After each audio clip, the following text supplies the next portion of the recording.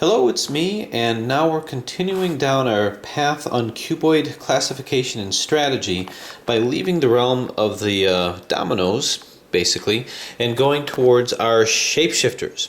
Now, our domino here that we used was the 5x5x8, and if you notice, the solve of this was really very straightforward. Nothing really too complicated. We had to put in our centers here and put in our centers here, but we turned it really into a 3x3x2. There's no parities. I was actually able to even predict what was on the other side once I got this set up right. So this represents kind of the purest form and even the simplest form of cuboid strategy. But as we delve now into the shape shifters, you can see as this 2x2x4, the strategy is a little different as the scrambling gets more complicated as we start to explore the realm of 90 degrees in all directions and how that changes our strategies. This is going to be exemplified by the 5x5x9 way back here in order to see it. So the 5x5x9, cousin to the 5x5x8, just by adding one extra layer, changes the whole dynamics of the puzzle. Because, as you recall, the difference is that this isn't just the simple domino, this actually shapeshifts, because you can go 90 degrees in all directions. So what I'm going to do is, now that we've seen the very basic domino techniques, we're going to see how the strategy changes in terms of the shapeshifters and how I variate that and how we take that variation into the realm of the large puzzles, because this is among the largest shape-shifting cuboid that's actually out there until you come up with a 6x6x8, which I hope should be coming out soon or sometime soon. But this represents something of a oddball just in terms of how big it is. So the first part of the scramble, and you'll see that even as I'm scrambling this puzzle, even as I'm doing this, it starts off very similar, but the scrambled state shows that this is a very different species than the other puzzle. So I'm just going to continue the non-shape-shifting scramble here, just like it was the previous puzzle. And then we'll take it from there. Okay, now as we have a pretty good shape-shifting. Now, understand with a non-shape-shifting scramble, only these two layers mix with each other. These can mix with a variety of different layers over here. Let's do a little bit more there. Okay, so with shape-shifting, now this represents sort of the next step in terms of complications with solving. I'm not adding on any parities, I'm just changing my strategy. And I want to do it to where I can sort of separate things out as best I can. And then now we can, the fun thing about these is that you can really shapeshift it and turn it in all directions. Now this is again made by Klaus and Gregor Fenning. You can pick this up at their Shapeways shop.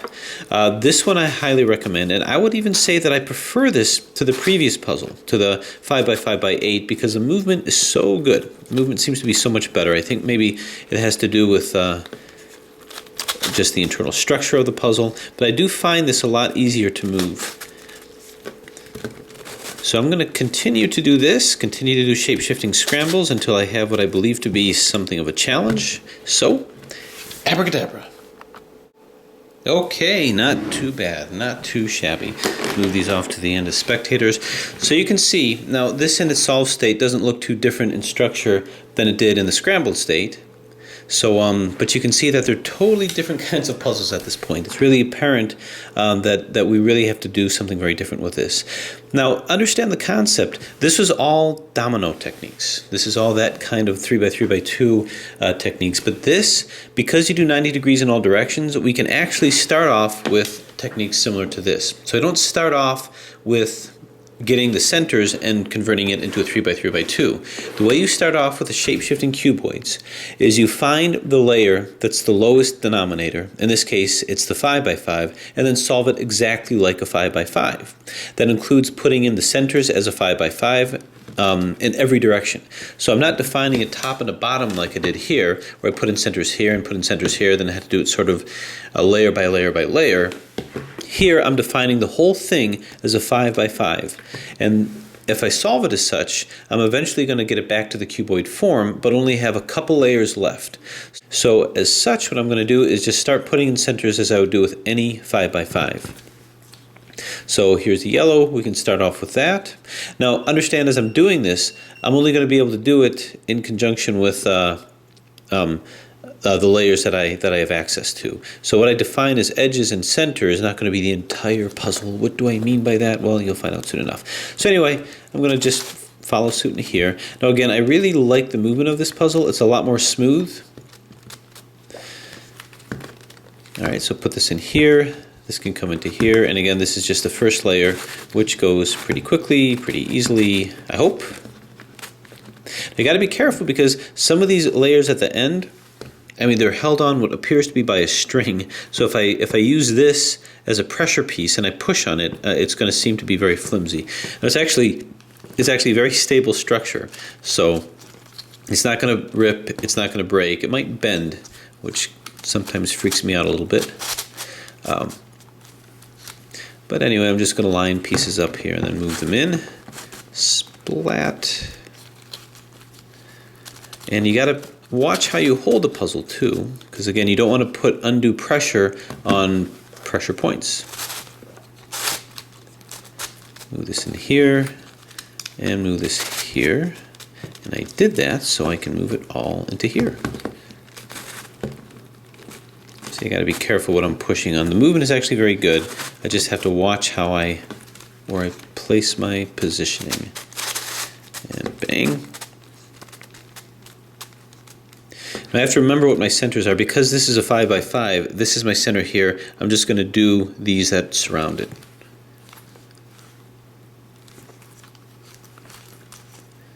Alright, so I will continue my process here. This gets turned.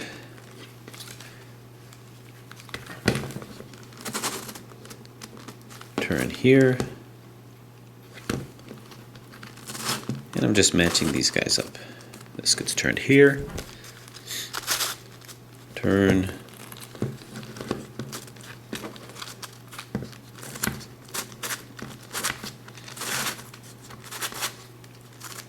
Turn and move this back in. So now we'll take this guy out of the picture here. Turn him down over here. And move this up. So the 5 by 5 by 9 is very much like a 5 by 5 by 7. Starting off with a 5 by 5 turn, it's just going to give me more layers of fun.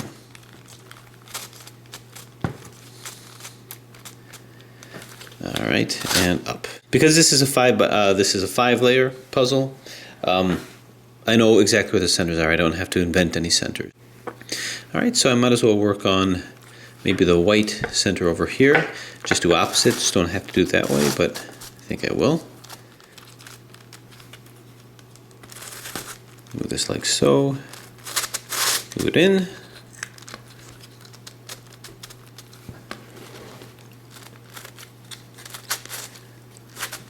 Double turn. And then move this back. And now we keep going. Just line these things up with each other. Good. And now this moves cleanly to here.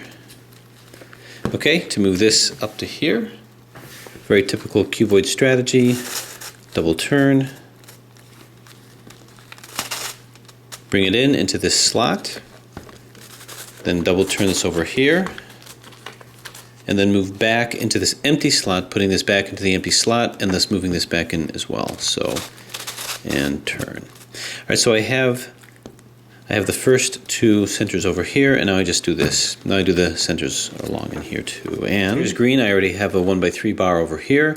Can I create some more 1 by 3 bars? Sure. Here's two that's already there with each other, so I'm going to turn this down so that I can line it up. So this green is going to come into here. All right, I just moved this slot. I got to move it back. So now I'm going to turn this like so, and then move it back.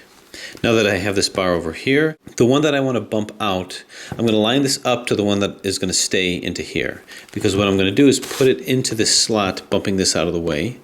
But I'm going to double turn it so that I can move this slot back and bump this out of the way. So 1, 2. I was doing this time and again with a 5 by 5 by 8. So now so this is in, this is back, and now this is out here. Yeah, it's a little bent over there, and now this is going to come in conjunction with this piece.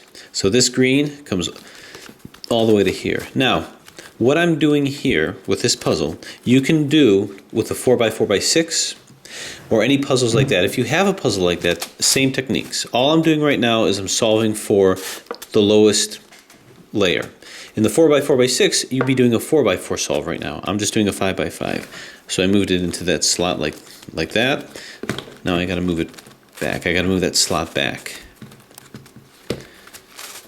Just like this. So to move this into here without messing up the red, I'm going to line it up to the slot that's going to end up staying here and is going to be replaced with this. So I'm going to move this into this slot, which bumps this out of the way. Now I'll tell you that when you do this, you're not going to end up with edge parities or anything like that. And then once you've double turned it, you move the slot back. So now we very quickly got ourselves to the last 2 centers. And because this is not a supercube, it's no problem. So turn this like so. And now I'm going to use that same slot mechanism. This whole thing wants to come into, say, well, anywhere really. I want it to come into here. I want this to be bumped out of the, actually, I want this to stay here because then the majority will be in. So I'm going to take this, move it into this slot, turn it, and then end up moving this back. So put this in here, which bumps this out of the way. This now occupies that slot, but to move everything back, I now double turn, and back we go. Okay, now that we have this, inevitably your large cube center solves are going to end up in a situation like this. I just have to put 2 in here, and you can see that they're sort of off in terms of their symmetry. So this is how I do it with a 5 by 5, is now I'm going to put them in one piece at a time. These both go into center slots. So I'm going to put this into the slot over here, like so. And I did it by moving this middle layer. This creates this layer over here. So I'm going to just turn this any direction. I'm turning it here to move it out of the way. And now I'm going to move this down in this layer. It's a different layer. What I'm now going to do is reconstruct things back. So now turn it back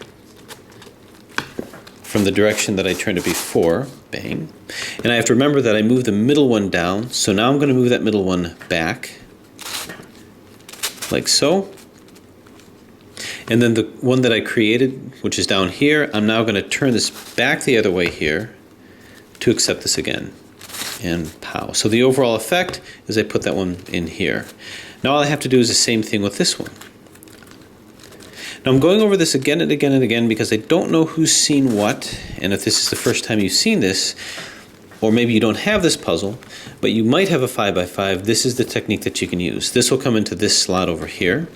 So move it in. That creates this 1 by 3 bar. So then turn it out of the way so it occupies a different layer. Move it out of the way from that layer.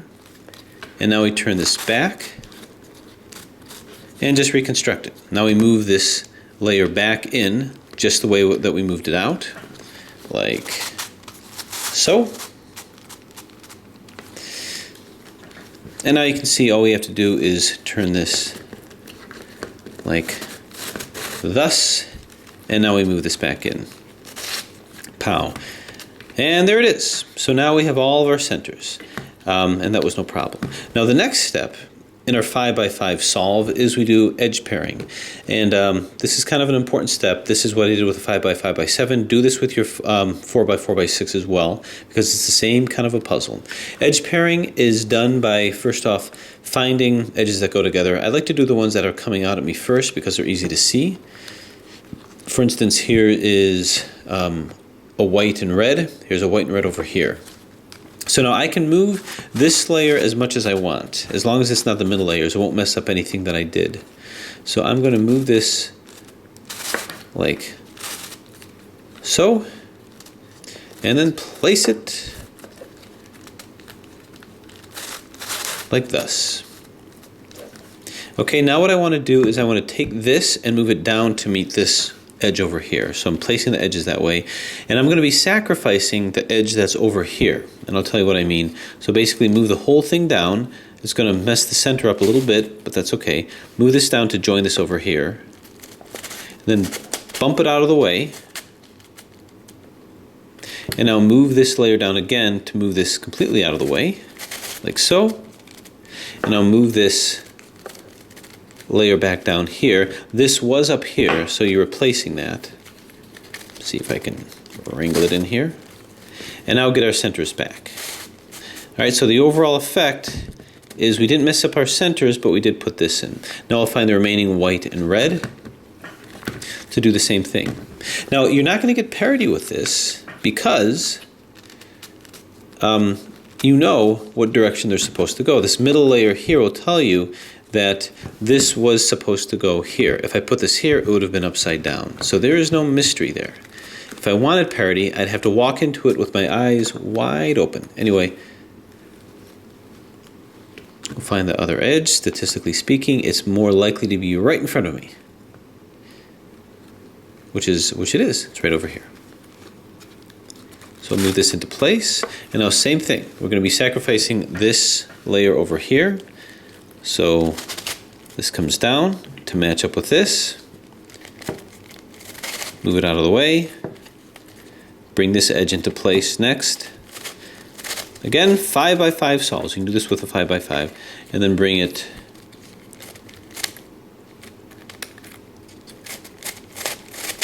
back, and now get our centers back. And we keep doing this right up until the last two edges, but there's an example of how we get this back. And now we just keep following suit. We just keep doing it exactly the same way. Okay, so now in this case, when I'm moving it to the middle, it's actually going to be moved along with this, actually with this side over here. So we're going to have to make sure that the one that's over here is not one that's already in. And that will be this one here. So bring it on down. Turn.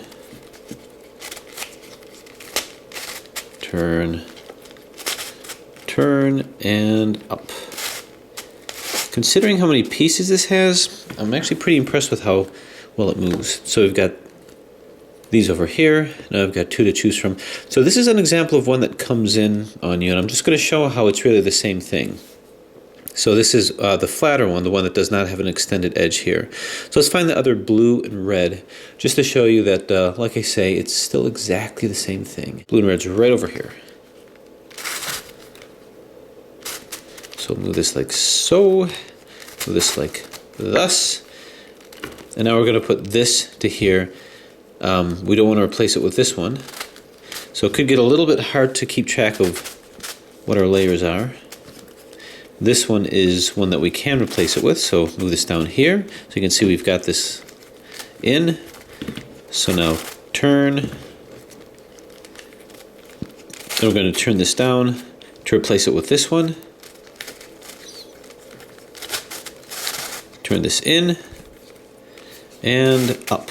And I'm just going to keep doing it exactly the same way until I get to the last two edges. So here we are now at what I believe to be the last two edges. So we've got green, orange, and green, orange hiding here, white and orange here, and white and orange here. So it just so happens to be edges of two different kinds of types there. But it's still solved the same, and as you recall, the algorithm that I use for this will flip-flop these guys. But what I really want to do is flip-flop these guys. So to do that is I'm going to take the top one that I want to flip-flop, move it over to the side here, and then do R, F-I, U, and R-I, F, and swing it on back. Oop, sorry, swing it on back. Something didn't seem right about that. Okay, so this is in, and we have placement issues over here. This placement issue is fixed by a quick and simple Red Bull algorithm. So we'll go ahead and Red Bull this. What that'll do is it'll flip-flop these guys. This will come here, and it'll be taken upside down. So that's 2R, 2B, 2U, and L,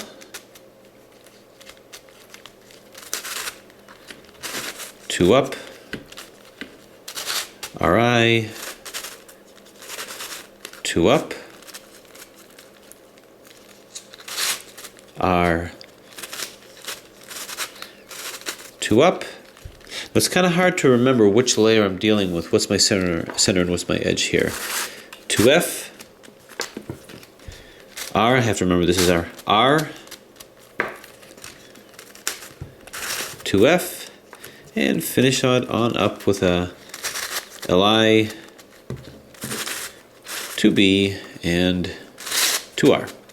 And we did it. So basically, that's it for our center reduction and edge placement. So now what we've done is we've reduced our 5x5 to a 3x3. So what I'm going to do is finish that part now with a 3x3 solve.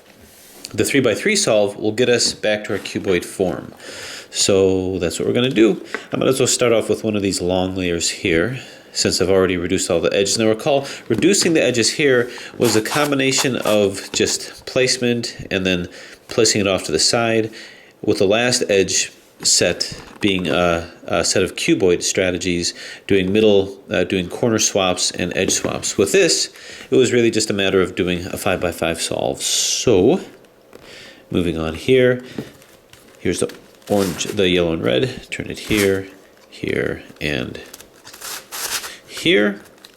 After doing so many supercubes, it just seems fairly simple doing this stuff. This comes here, so move it over here to line this up. Now we're not worried about these layers. These layers will be dealt with in turn. But right now we're just getting it to an organization that will make it easier. Okay, here's a blue. Move this up over here. So I'm basically doing the beginner's method, layer by layer method here. And that's been working just fine for me. So here's orange and yellow. So move this up to the orange side and bring it up. This gets brought up once again over here. So, and again, if you have a 6x6x4, do it exactly the same way. So now we have a cross here, and I'm going to put in my edge. Here's a yellow, red, and blue. Red is this way. So this is going to come all the way up here. It's going to make that long journey up there. Turn, turn, and up you go.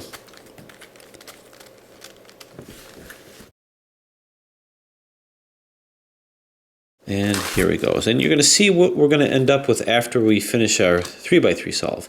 So this is our first layer here. This whole thing collectively represents our second layer. So I'm going to turn this upside down, and we're going to do the algorithm to move from here to here. So which ones will do that? Well, here's a green and red. Green and red over here. So you can see green and red. So we'll do our UI, U, R, UI, RI, U, FI, UI, and F. So that's in over here.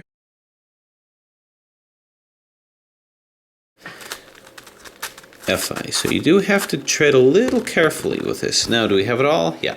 So this is, in essence, our middle layer over here. So now we do this. We have to rotate all these white edges up to here. I see that 2 are rotated in, I'm sorry, 2. These are edges. That's part of the middle here. So this constitutes as an L. So I'm going to hold it like this and then rotate these up. So again, in terms of perspective, I'm just treating this like a 3x3. So this algorithm to rotate this is F, R, U, RI, UI, FI. And I know that's going to lead to the line. These two have to get flipped up, so do it once more. F, R, U, RI, UI, and FI. Okay, so we have this over here. Now all we have to do is get our cross correctly. So this is correct, this is correct. If I have 2 that are correct next to each other, I'm just going to move this by 1 here and go like R, U, RI, U, R, 2u ri, and that should do it. Move it twice, and you can see this is good, this is good, this is good, and this is good. Now corner placement. First we have to permute them, which means rotating them where they need to be. This is where it needs to be, red, white, and blue. This is the red, white, and blue side. How about this? Is this correct? It's not. So all we need is one other correct. No parities are involved in this, so I can be assured of that. This algorithm will keep this here. U, R, UI, LI, U, RI, UI, L. Straight 3x3 algorithms. We can see that we're still not there. Okay, how are we doing? Well, this is in, so I know if this is in and this is in, all the rest are fine. So now that we've permuted them, we must rotate them. So I'm going to do the RI, DI, RDs until they're all in. So RI, DI, R, D, RI, DI, R, D. That's in. Now we just turn this, do the same thing with this.